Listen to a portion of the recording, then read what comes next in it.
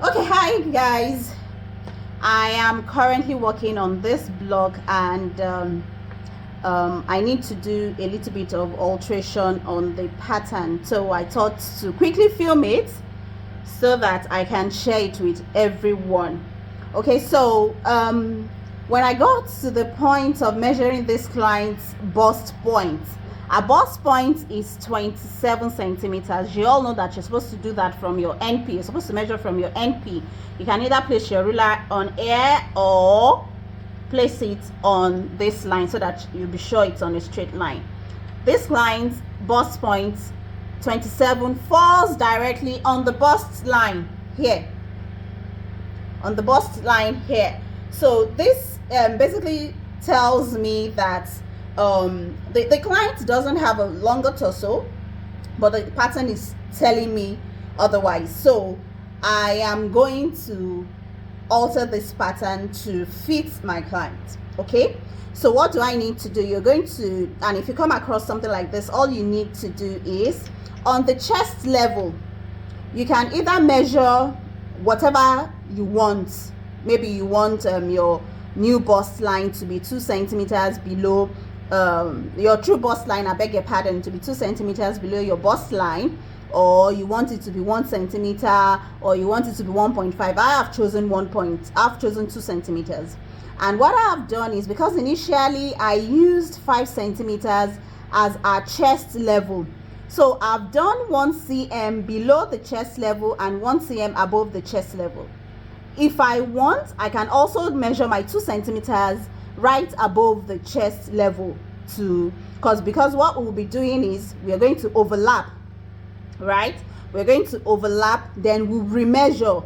By the time we overlap and remeasure, the client's 27 centimeters is going to fall below the bust level by 2 centimeters. Basically, that's what we need to do, because you can't obviously have the true bust line on the bust line. Simply put, you can't have your nipple, I'm sorry I have to say it that way so you understand, you can't have your nipple on your bust line. Okay, so I had already started cutting before I said, oh, you know what, let me just quickly film this so I can share it with my community. Okay, so you have to, I've done 1 cm below the chest level and 1 cm above the chest level, so I have 2 cm already, right? And you have to cut from the edge of the paper right here down below. You can cut up to, just cut, make sure you cut below your lines, right? And you're going to overlap like so. Okay, so I'm going to overlap like so. Okay, so you overlap like so. I needed to get my scotch tape. I don't like on client's basic blocks, I really do not like masking tape on it.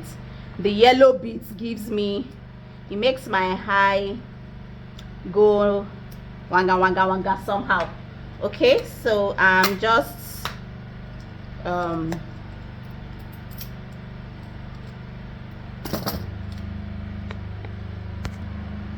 okay, so I'm done taping don't mind my fingers or my hands are dirty.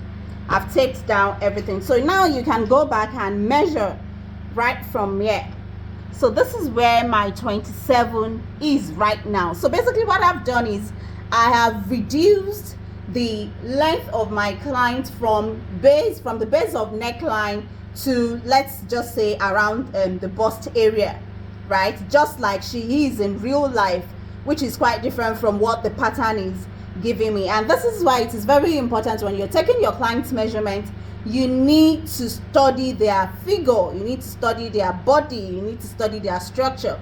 That way, as you're taking their measurement, you have an idea of what's going to happen on their pattern, and immediately that happens, you know what to do. Okay, so basically that's it. That's how to shorten your torso without it affecting, it's not affecting the back. You can see that I didn't touch the back, it's just the front. Basically that's it. Now I have my 27 centimeters right here. Okay, I hope this is helpful. I'll see you some other time. Bye for now.